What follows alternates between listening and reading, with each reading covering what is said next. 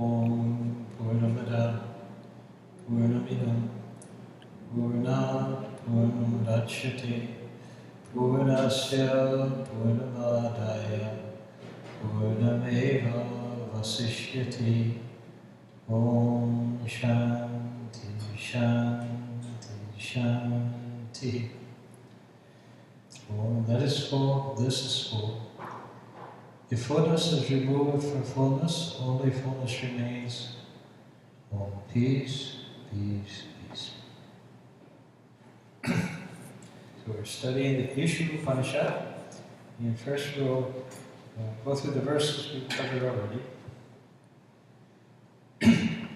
So in this changing world, everything is subject to change. Yet everything is covered by the Lord. Practice renunciation and be strong in the consciousness of the self. Do not run after anyone's wealth.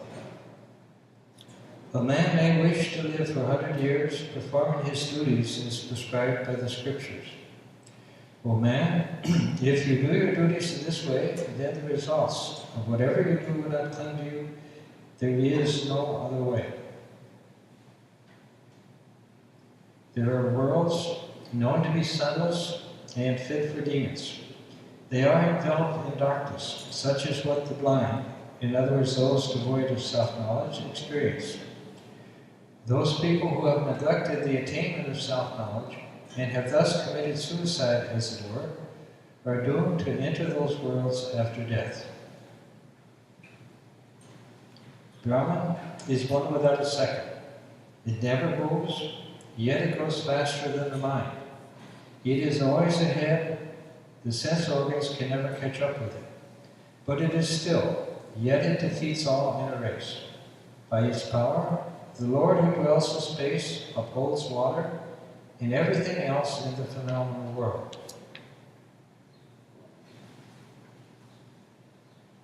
That Brahman moves, and it does not move. It is far off, and it is also nearby. That Brahman is inside of this, and is also its outside.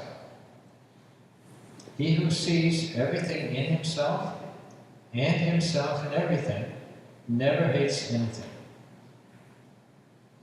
When a person knows that he himself has become everything, and he knows the oneness of things, how can he hate or love anything?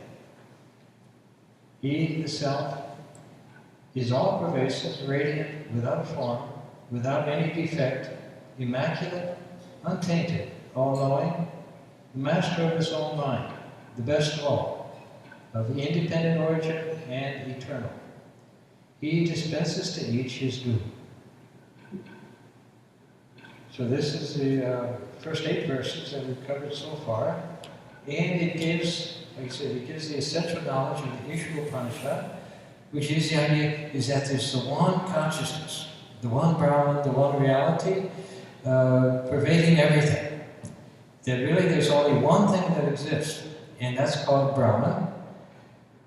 But that one Brahman, it projects the sense of many, the sense of diversity. But yet at the same time, every object within that diversity is actually, in essence, Brahman itself. It's like the ocean can take many different waves, big waves, little waves, all kinds of different shapes, but everyone is still ocean, everyone is still the water.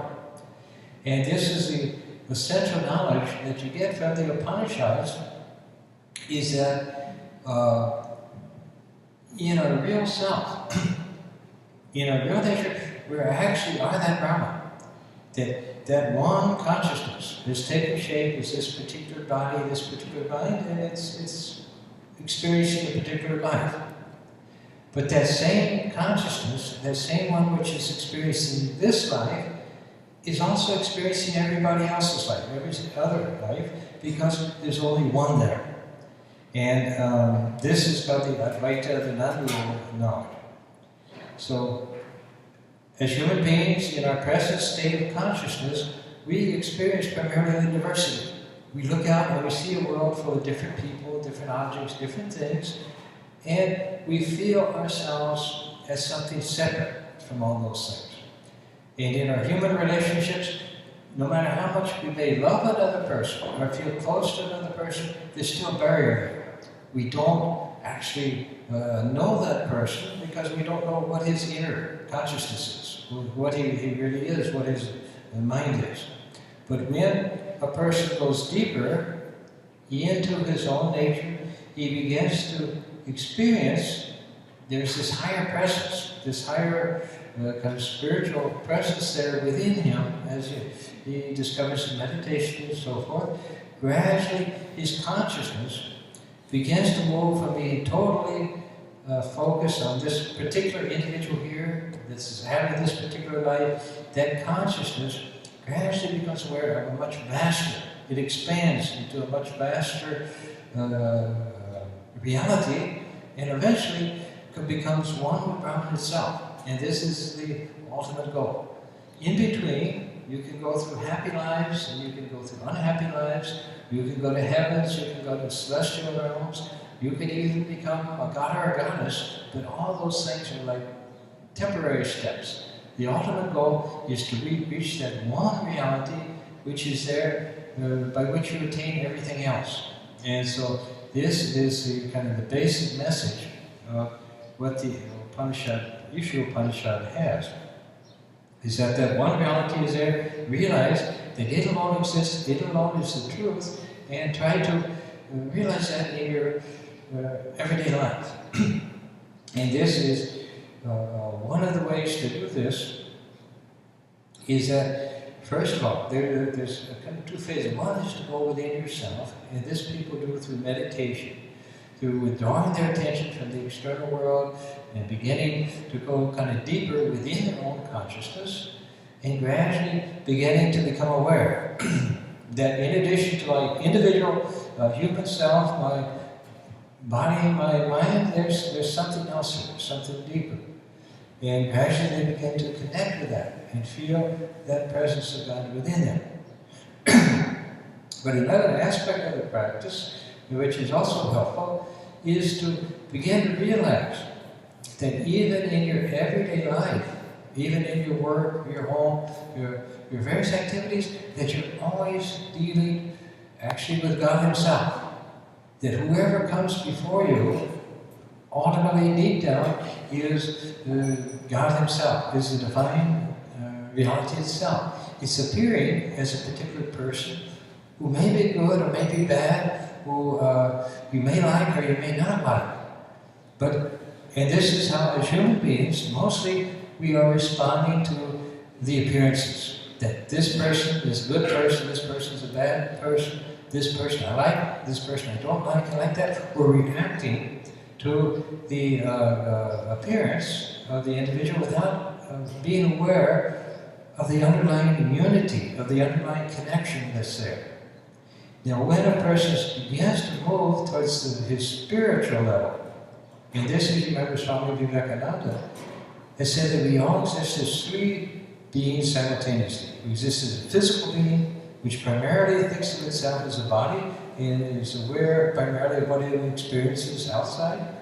There's the mental being, where a person becomes aware of his mind, his intellect, his inspiration and knowledge and beauty, all these things that come through the mind.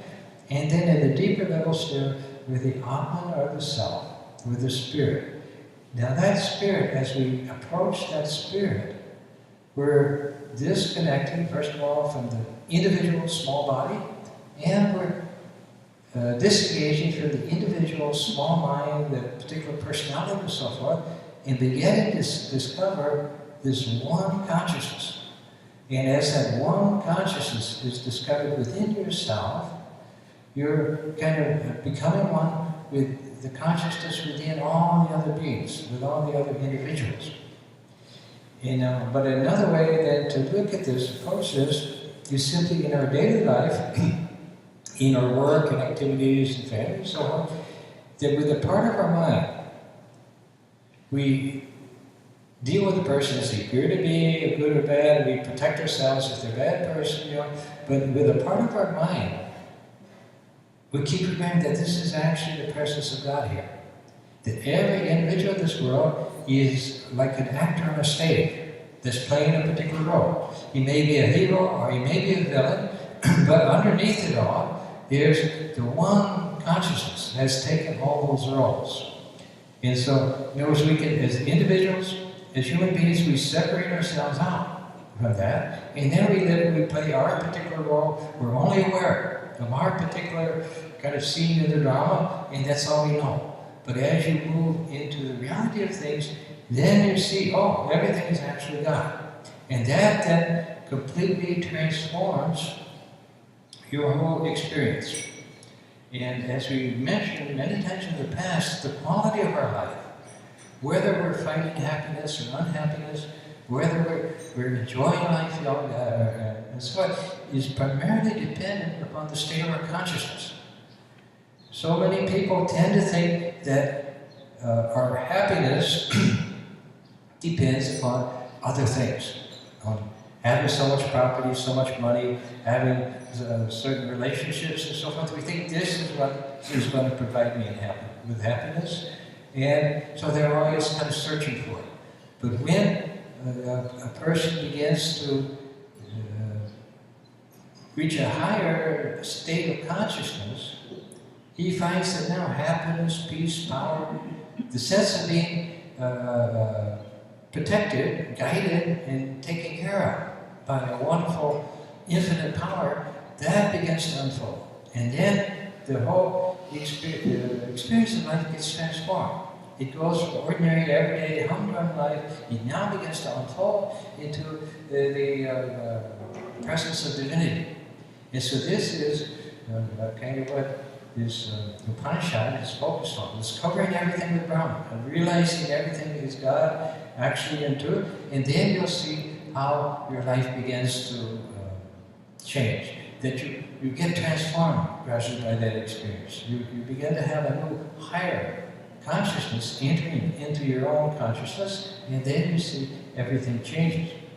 Now we've come up to verse 9, and here these next few verses are kind of murky, kind of difficult to understand, kind of so forth. So we will just start to go through that.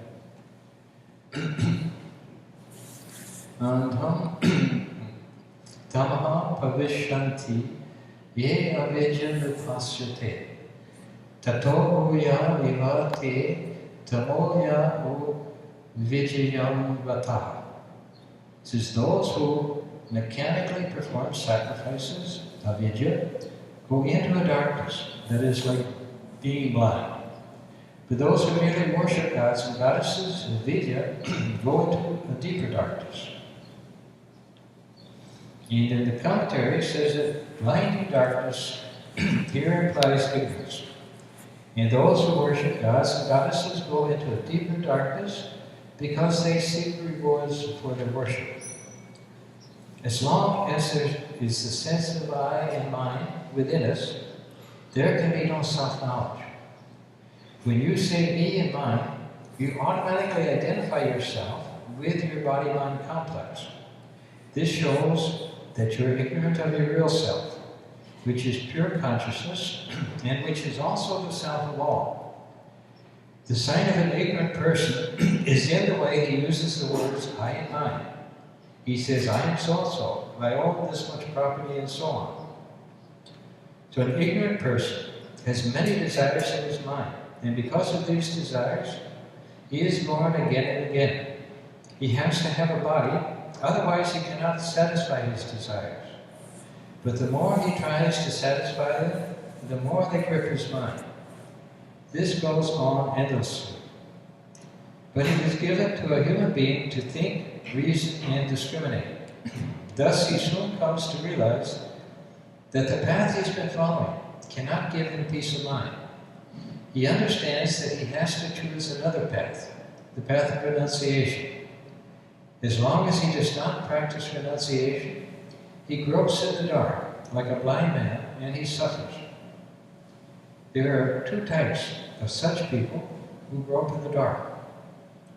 One type worships avidya, ignorance, that is, they mechanically perform the prescribed sacrifices without any thought as to why they are doing them. No wonder they grope in the dark. They are doomed unless someday the truth dawns on them that to save themselves, they must seek self-knowledge.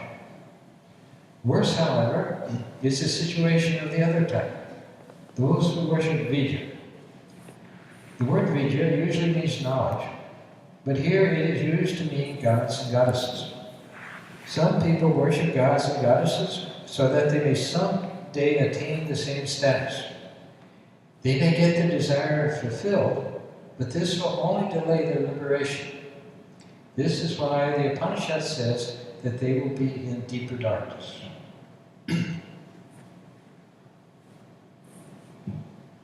So those who mechanically perform sacrifices of Vidya go into a darkness that is like being blind. But those who merely worship gods and goddesses, Vidya, go into a deeper darkness. Like I said, it's a little hard to understand, but if you keep in mind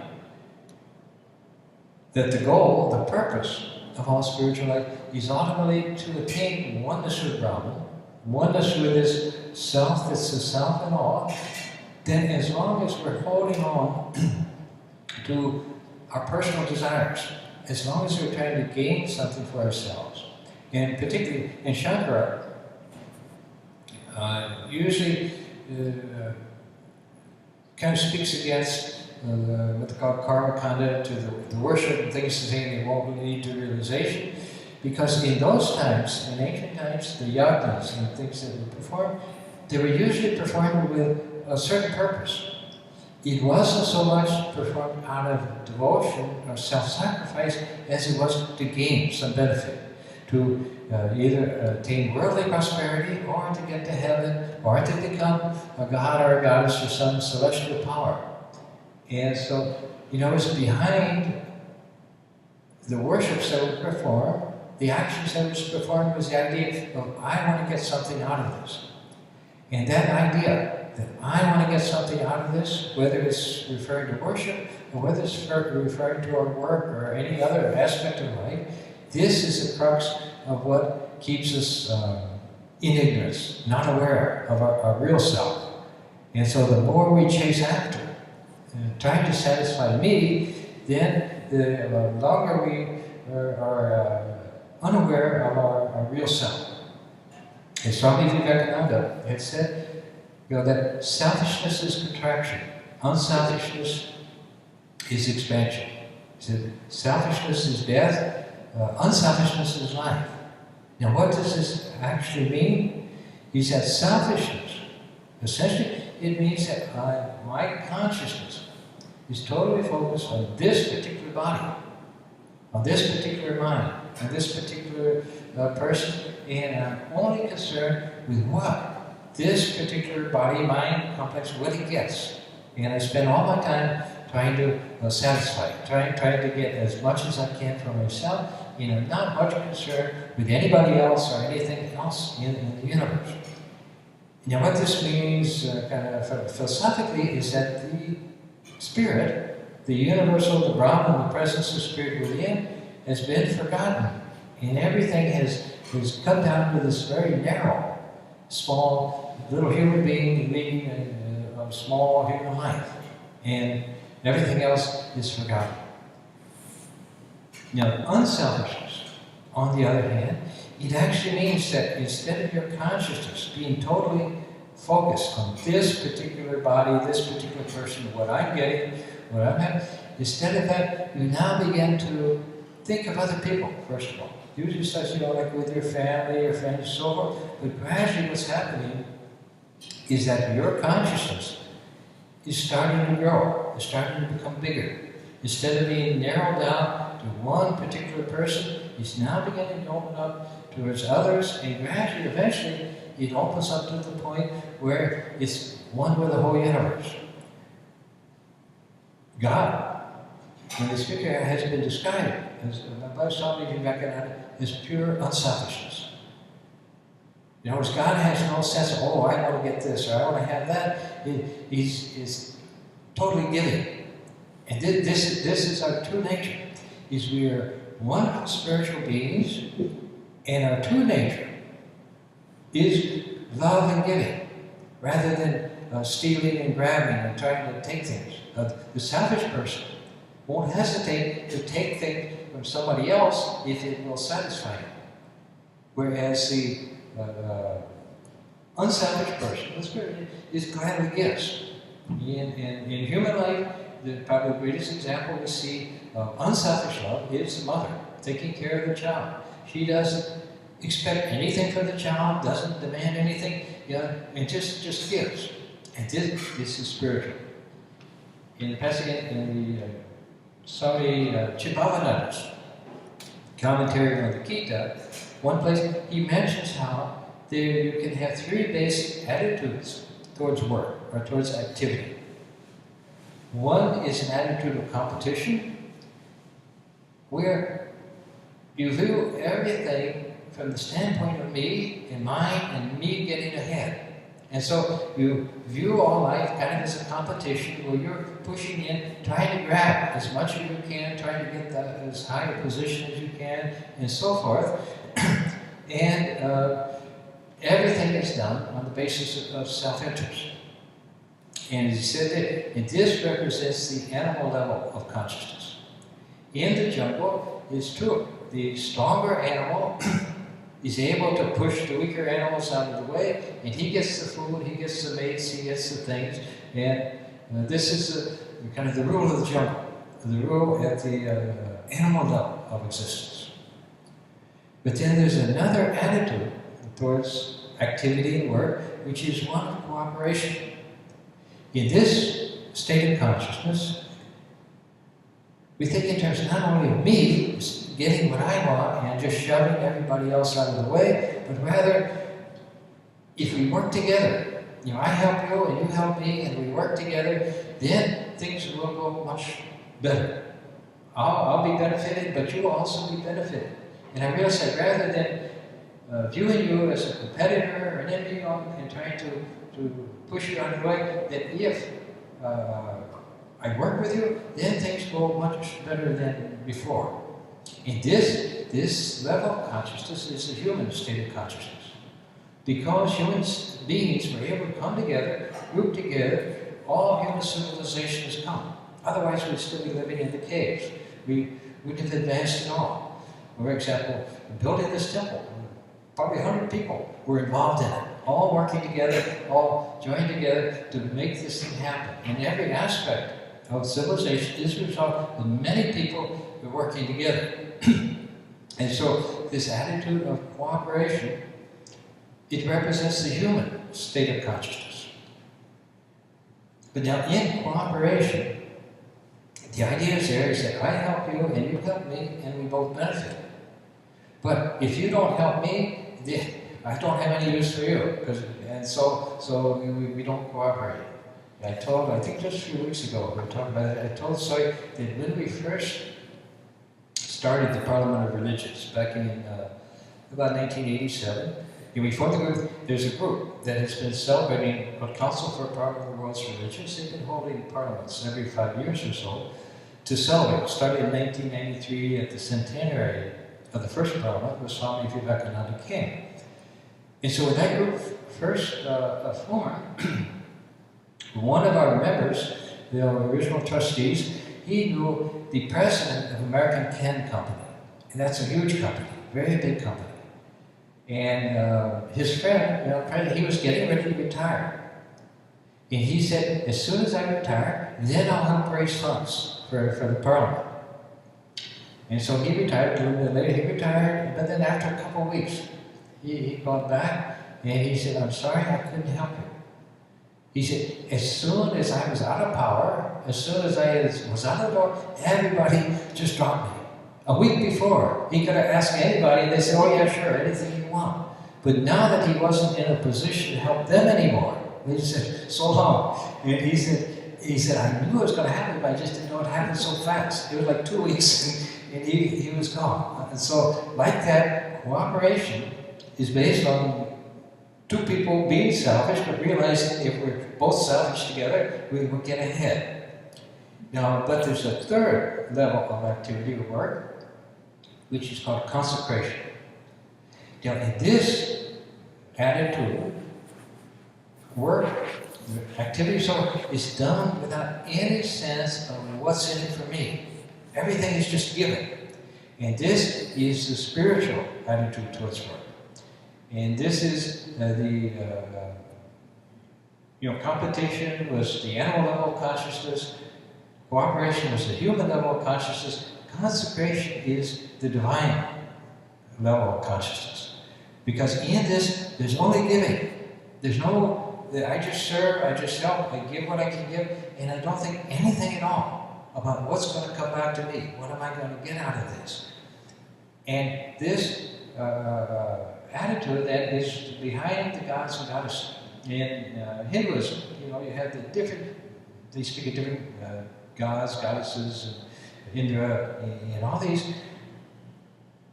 These represent souls whose consciousness has expanded to the point where they become part of the cosmic powers, or part of the cosmic universe. They only reach that point because they grow out of their selfishness, their complete focus on the individual, and begin to expand and become part of the whole universe. So this is the idea, as we said, the essential message of the Upanishad is that there's only one consciousness there. There's only one being, only one reality. As long as we're thinking in very limited terms, in our personal terms, then we're cut off from that. We're not aware of it, and we become very small. As we begin to move in that direction, which means ultimately becoming unselfish, not focused on this particular person, but beginning to go deeper, then you begin to become a part of the whole universe and of the Brahman, which is ultimately infinite, out of which the whole universe has come, and so forth. And so this is the ultimate goal. Now, in the old times, like in the Vedic times, we always said these worships, the yajnas and things they perform, it was usually performed as a means of getting something, some benefit out of it. Sometimes it was almost like the science and technology of the ancient times. They were surrounded on all sides by forces of nature, floods, fires, lightning, disease, all kinds of things. And so these worships were done largely to kind of manipulate those things. Nowadays we do it more through science and technology. We have medicines and things like that. Actually, up until very recent times, people didn't know what caused disease. I think it was until Van Leeuwenhoek invented the microscope, it was about 1600s or something, that we realized there were germs and things like that. And so, in the early days, men found themselves just kind of mysterious powers, mysterious threats, and so forth. So they would pray to the deities they felt were behind these different powers, so that the deities would protect them and would bring them blessings and benefits. But always behind it, there was a kind of a purpose. I'm doing this so I'll get a certain result out of it. And this is why Shankaracharya was always so much kind of against worship, and saying that it doesn't lead to this higher spiritual knowledge, because there's always kind of a selfish motive. Now later on, the attitude behind worship is not so much doing it to get some kind of benefit from God or blessing, but as an offering to God. And then this is the kind of the true worship. Is that whatever you do, you do it as an offering to God, and what you're actually offering is yourself, your small self. When you're willing to give that up, willing to let go of that, then the big self can begin to come in. And this then helps you on the path to realization. But when a person was focused just on doing the rituals without any idea of what was involved or anything, that led to kind of one type of darkness. But then it said that those who follow the path of Vijja are worshipping gods and goddesses, they also went into darkness. And this is because the gods and goddesses represent souls that reached a certain level, and then their progress kind of stopped there. And Because the person who's following just ignorant rituals and so forth, leading an ordinary life, he'll come back to earth fairly soon. He'll go and be in heaven, the celestial realms, well, then come back to earth. The person who's become a god, however, he may go, I don't know, millions of years. In other words, his progress towards the ultimate goal of oneness with Brahman has been kind of stopped at a certain level, and he stays kind of stuck at that level, although it's a very kind of wonderful level, a very happy level, and because of that, he's totally absorbed in it and not thinking kind of the higher realization. It's just like the person in life who has every comfort, has everything is fine, rarely thinks of God. That because everything is satisfying, and he's enjoying it and happy with it, he says, okay, this is fine. I don't need anything more than this. It's often only when a person's had some blows or some problem that he begins to search and actually want something more than just the state where he's at. And then this is human nature, that we reach a certain state and we say, oh, this is good, I'm happy with it. And that's kind of where we stop.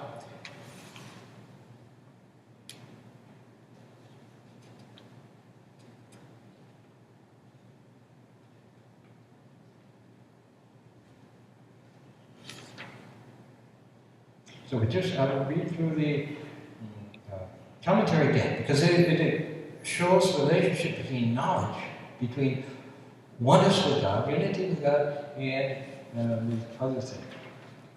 So it says, blinding darkness here implies ignorance.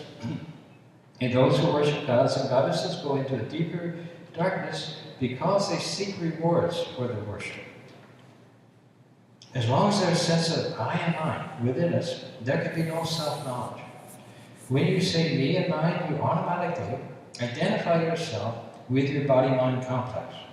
This shows that you're ignorant of your real self, which is pure consciousness, and which is also the self of all.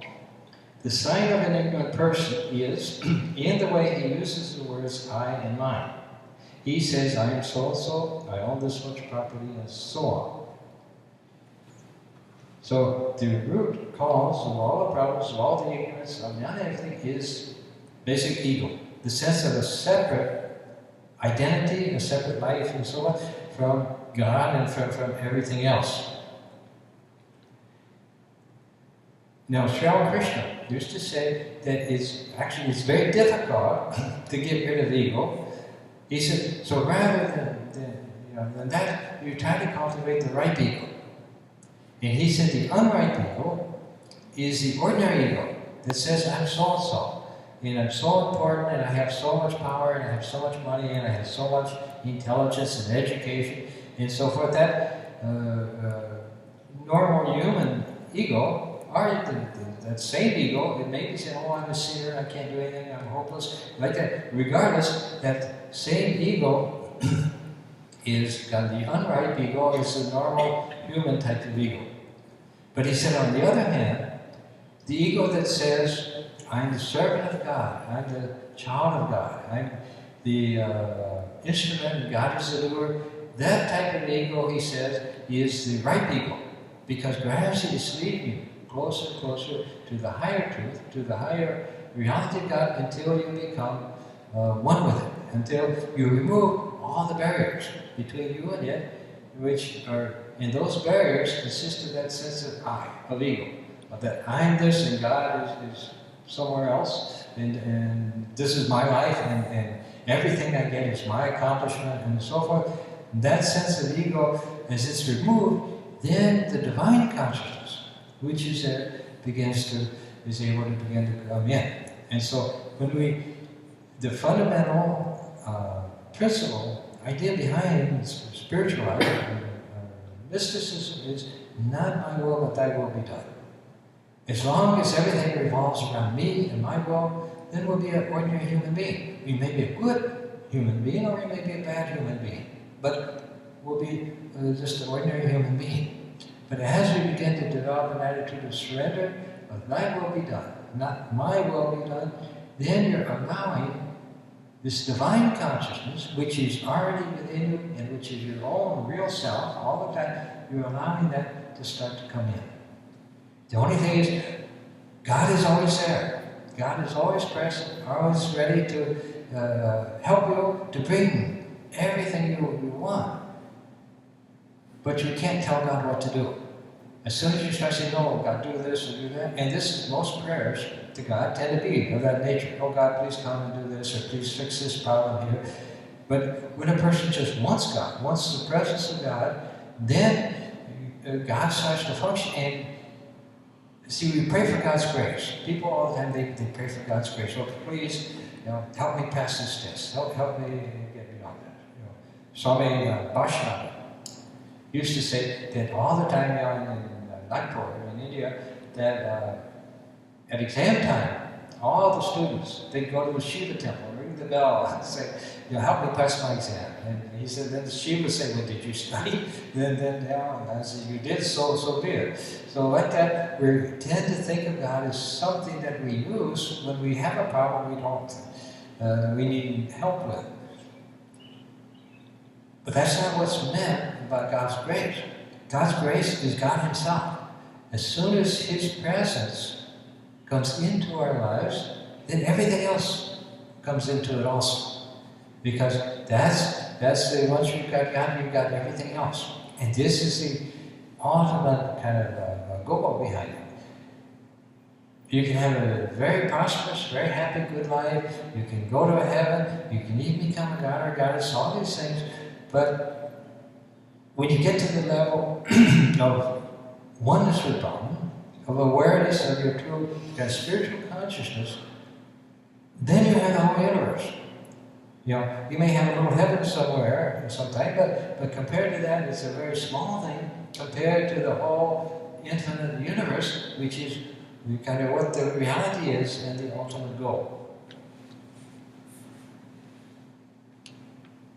So the ignorant person, he says, I, me, and mine, in terms of I've got so much property, I've got this job, I'm doing this, I have this, whereas the spiritual person, the more spiritual, his sense of I is something different. I'm just the instrument. God is the doer. I'm the child. God is the mother taking care of me. I'm the servant. God is the master. In that attitude, you're saying, you're identifying I, not so much with the little self as with the true self. And then this is what the Upanishads and Vedas speak of constantly. Is the sense of self, yes. Is it okay to ask a question? Yeah, sure. The question that is coming to mind is, what's the relationship between Brahman and God? We have heard about God, we have heard about Brahman. I don't know if they are related or they are completely different or separate. No, they're one and the same. However, usually when people speak of God, they're speaking in terms of God as the creator of the universe.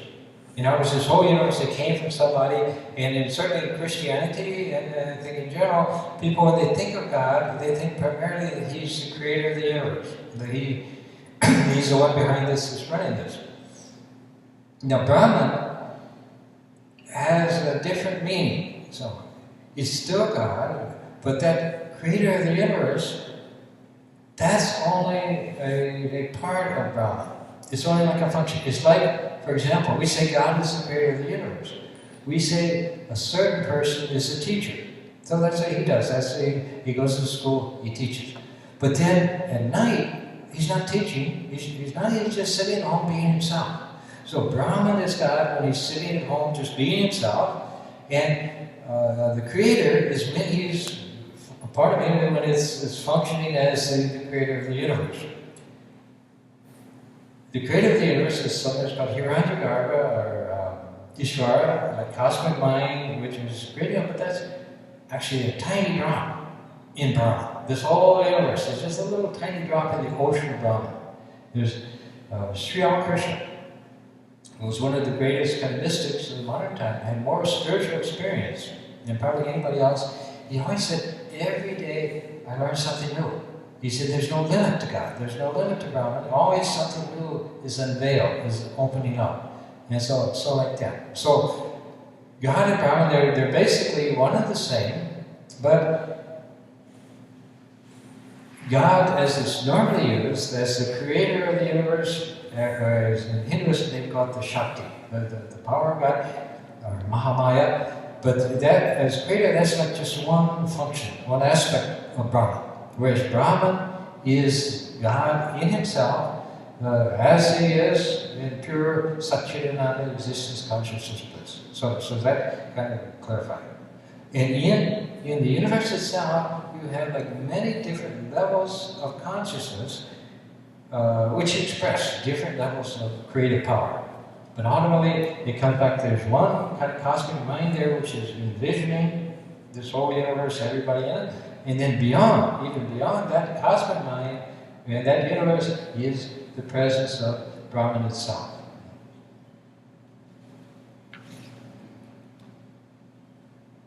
So then goes on and says, an ignorant person has many desires in his mind, and because of these desires he's born again and again. He has to have a body, otherwise he cannot satisfy his desires. But the more he tries to satisfy them, the more they grip his mind. This goes on endlessly. But it is given to a human being to think, reason, and discriminate. Thus he soon comes to realize that the path he's been following cannot give him peace of mind. He understands that he has to choose another path, the path of renunciation. As long as he does not practice renunciation, he gropes in the dark, like a blind man, and he suffers. So, ignorant person, so the ordinary person has many, many different desires, and life is usually a process of trying to satisfy these desires.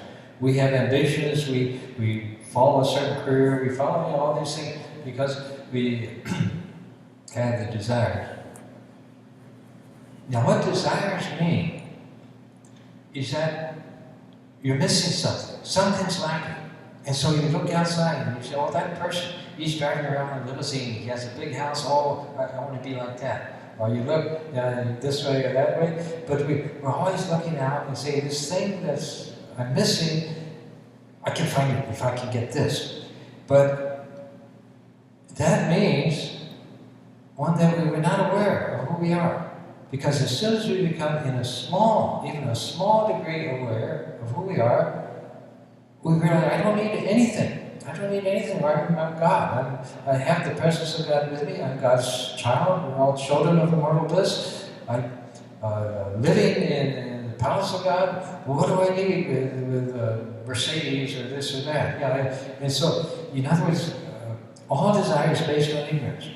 And again, it goes back to the principle that everybody in the world is trying to be happy. Everybody is thinking this thing or that thing is what's going to make me happy. And nobody realizes that the secret to happiness is to be happy. And then, if you are happy, everything else becomes happy. If you get even a small awareness of that divine bliss and power within you, then every experience becomes joyful. And if you reach a point where you begin to truly surrender to God, to say, not my will, but thy will be done, you see how God begins to shower blessings on you, and everything is filled with joy, because it's coming with God. The person in the world, he looks, oh, if I had $1 million, I'll be happy. He gets his $1 million, and he may not be any happier than he was before. He may even be much more miserable. But when anything comes from God, it comes with its own bliss, with its own joy. And this is what you gradually learn, is that I don't need anything to make me happy. It's all here. And then your life becomes one of giving. As long as we're missing things, as long as we're desperate, how can I find happiness? We're grabbing hold of people, hold of things, and always trying to make them kind of fill the emptiness there. We tend to look at people like a used car salesman. Oh, can I sell a car to this person? He's not looking at you as a person. It's just he's hoping to get something from you. But when you begin to find your satisfaction and happiness inside, then you also naturally, you begin to become a giver. In the sense, I don't need everything. It's like I'm a billionaire, and so now I freely begin to give. And if you don't give anything back, if you don't express dying serenity, it doesn't matter. It's your nature to give. As you approach God, God's nature is to give. He doesn't take anything. He doesn't look at any person and say, oh, I want his money or I want his car. And, it's all pure giving. And this is, as we move towards the truth, towards reality, this is what happens. We gradually get transformed from a desperate person who's trying to find happiness out of somebody or something and begin to realize, oh, I got it. It's all here. And then it begins to flow from you towards other people. So anyway, so it mentions here then that there are two types of such people who grope in the dark. One type worships immediate ignorance, that is, they mechanically perform the prescribed sacrifices without any thought as to why they are doing them, and so no wonder they grope in the dark. They are doomed unless someday the truth dawns on them that to save themselves they must seek self-knowledge. So worse, however, is the situation of the other type, those who worship Vidya. The word Vidya usually means knowledge, but here it is used to mean gods and goddesses. Some people worship gods and goddesses so that they may someday attain the same status. They may get their desire fulfilled, but this will only delay their liberation. This is why the Upanishad says that they will be in deeper darkness.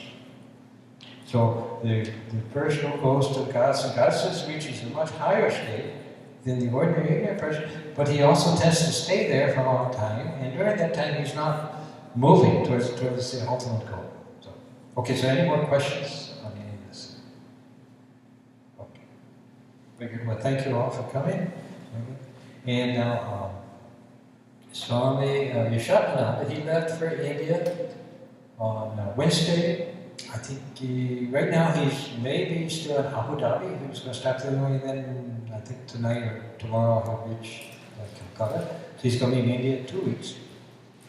And so in the meantime, we have our programs here. Swami Partushananda from New York, he's coming in tomorrow. He arrives here at 1 o'clock, and then on Sunday he will do the Sunday service I think on why we should worship Sri Krishna. And so he'll be here, and then he'll leave on Sunday afternoon, so just for 1 day.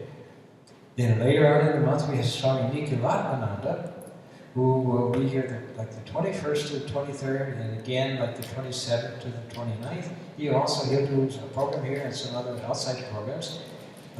He is kind of expert on the Ramcharitmanas, and he'll do, I think we're going to do like an all-day program, somewhere either here or somewhere else on Ramcharitmanas, but he'll also do a Sunday talk on that too. So these are coming in. Then Swami Yogavananda, that same 27th to 29th, Swami Yogavananda is coming from Providence, and he's going to do the retreat of Ganges on that weekend. And basically, last weekend of every month, we have a retreat at Ganges in Michigan with one of our swamis. Om Asato Ma Satyamya Tamaso Ma Jyotirgamya Mrityurma Amritam Gavya Shanti Shanti Shanti. O Lord, lead us from the unreal to the real. Lead us from darkness to light, and lead us from death to immortality. O peace,